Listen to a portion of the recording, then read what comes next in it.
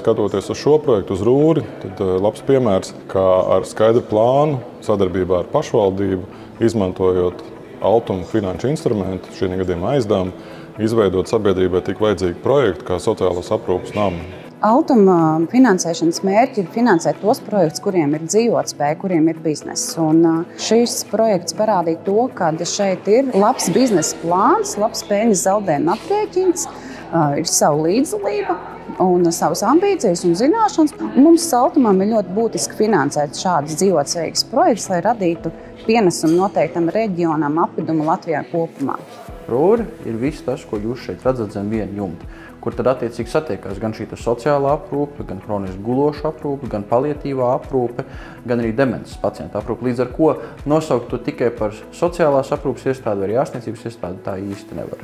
Galvenais sadarbības partners, ar kuru mēs gribējām sastrādāties šī projekta realizācijas ietvaros, bija Valsts finanšu attīstības institūcija Altuma. Mēs nonācām pie kopsaucēja to, ka jā, šeit šim projektam ir perspektīva, un, protams, Altums arī līdz ar ko iesaistījās projekta kreditēšanā. Altuma finansējums ir 2,18 miljoni eiro, kas ir finansēts ēkas izbūvēju, labiekārtošanas darbiem, aprīkošanas darbiem, drošības sistēmām un apgrozāmiem līdzekļiem. Ja mēs skatāmies tieši uz biznesa uzsācēju segmentu, tad piemērot ir vairāk instrumenti, sākot ar aizdevumu, ko mēs varam tieši iedot, ar garantiju, ko var izmantot caur Komercbanku vai ar riska kapitālu, kuru var saņemt caur finanšu starpniekiem. Un, ja ir šaubas par tēmu, kurš tad instruments varētu būt piemērots un vai vispār pieteikties vai nē, tad var vērsties pie mums uz konsultāciju un tad arī sapratīsiet, kurš jums ir piemērotāks. Mēs esam līdzās un palīdzam šādiem nozīmīgiem projektiem tapt ne tikai Liepājā, bet arī visā Latvijā kopumā, jo mēs strādājam te ap 40 programmām un